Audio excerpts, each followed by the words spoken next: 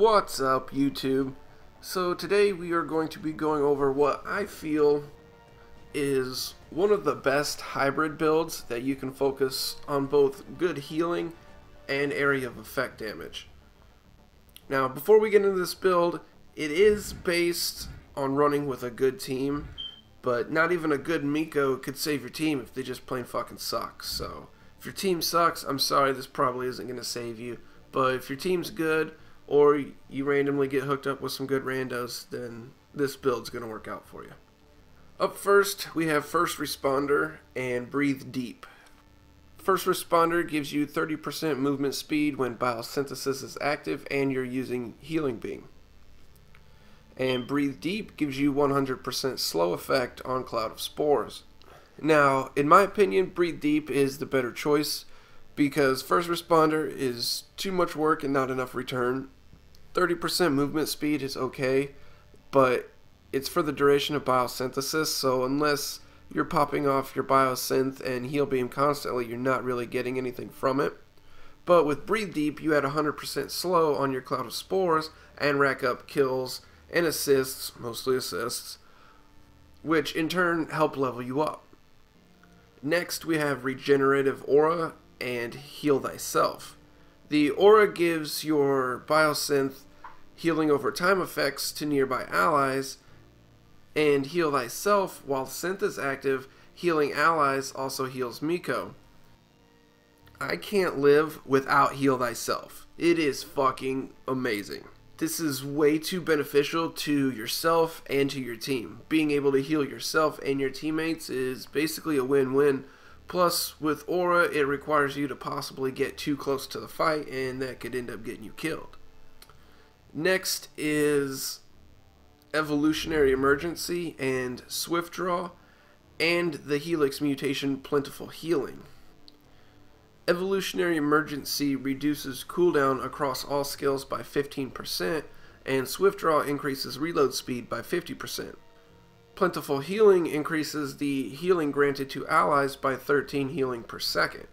This honestly doesn't take rocket science. Skill cooldown is a fucking must-have. Flat out, period. It's way better towards mid to late game.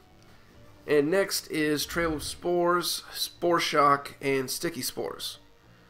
Trail of Spores drops spores along the way to a target covering more ground, and Spore Shock grants if Cloud of Spores hits an enemy directly, that enemy is stunned rather than slowing all enemies in the blast radius, so +2 stun duration. Sticky Spores sticks on impact and bursts when enemies get near or after 60 seconds. I feel Spore Shock is the better fit here because the stun can really come in handy a lot. Next is Toxic Transfusion, Pandemic, and Pervasive Poison. Toxic grants a portion of the damage dealt to enemy health by molecular mycology is returned to Miko as health. 15% lifesteal, basically. Or, I'm sorry, plus 15 lifesteal.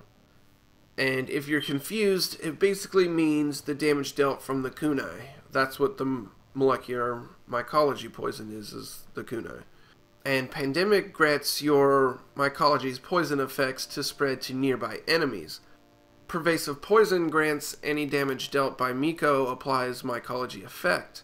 I prefer Toxic Transfusion here because you really need to stay on your own health as much as possible, and lifesteal is an easy way to do that. Next is Probiotics, Spore Strike, and Healer's Oath.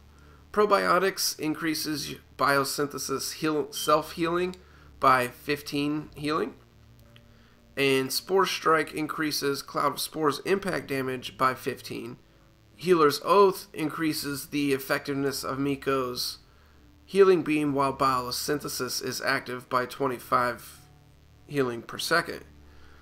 This one could really go either way on these, depending on how the game's playing out. If you're struggling to keep your health, I'd say go Probiotics, but if you're doing okay, Spore Strike or Healer's Oath are both really good. Spore Strike could kind of help you push a little bit, but Healing Oath or Healer's Oath is a good way to heal your tanks or your other teammates that are starting to get more health and stuff, you can heal them a little bit faster. So that one's really, just see how the game's playing out and try all three, see which one, really fits, I guess, your team.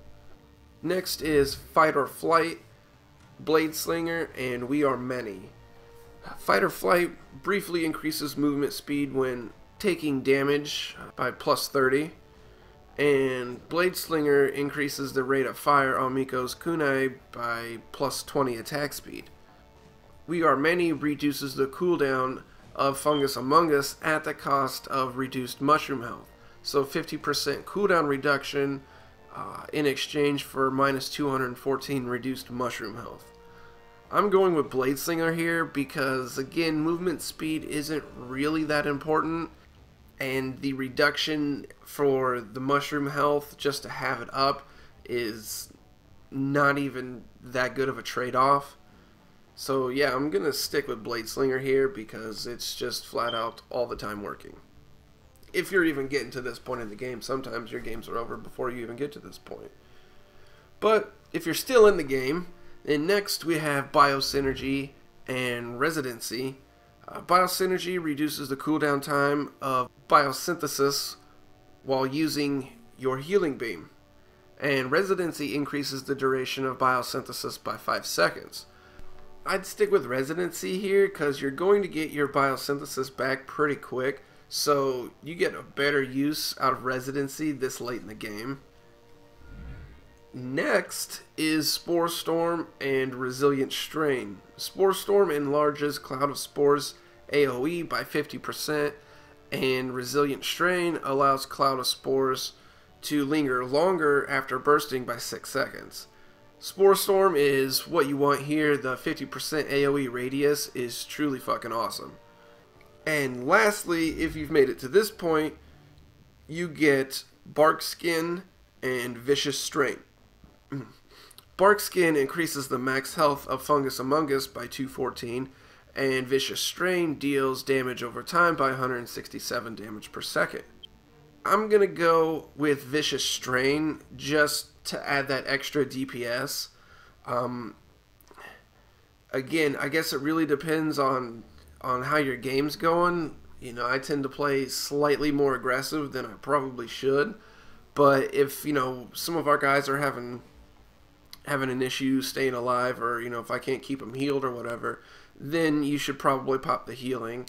But like I said, this late in the game, you should already, kind of know where you're at. So, choose wisely. I prefer the damage over time, and that's what I use.